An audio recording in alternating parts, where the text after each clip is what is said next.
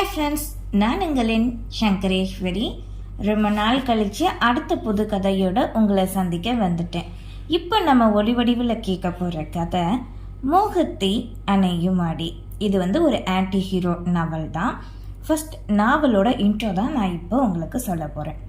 கதையோட கரு என்ன அப்படின்னா, 1000 சொந்தம் நம்மளை தேடி வந்தாலுமேவும் தேடாமல் தானாக வந்து உண்மையான உணர்வோடு கிடைக்கிறது தான் நட்பு.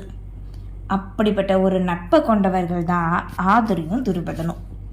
நேரமோ கிரகமோ சரியில்லைன்னு எதெல்லாம் போய் சொல்லி 3 மாதத்தில் ஆதுரிக்கு திருமணத்தை நடத்தணும் அப்படின்ட்டு ஜோசியர் சொல்லிடுறாரு.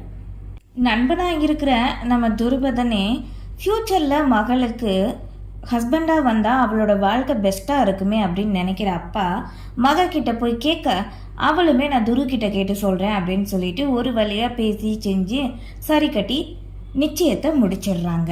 தன்னோட காதலை துருபதன் வெளிப்படுத்த அவளுக்குமே காதல் வளர ஆரம்பிக்குது. இப்படி நல்லா போய்கிட்டு இருந்த இவங்களோட லைஃப்பில் நம்மளோட ஆன்டி ஹீரோவை இறக்கிடலாமா?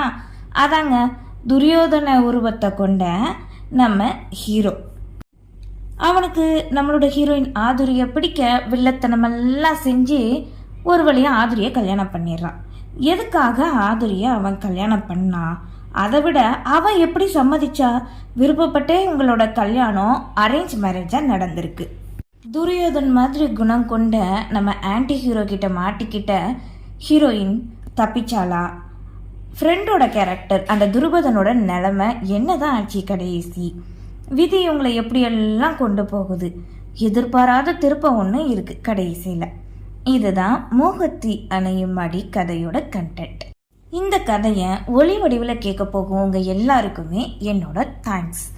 இது வரைக்கும் நம்மளோட சேனலை சப்ஸ்கிரைப் பண்ணாதவங்க மறக்காமல் சப்ஸ்கிரைப் பண்ணிக்கோங்க.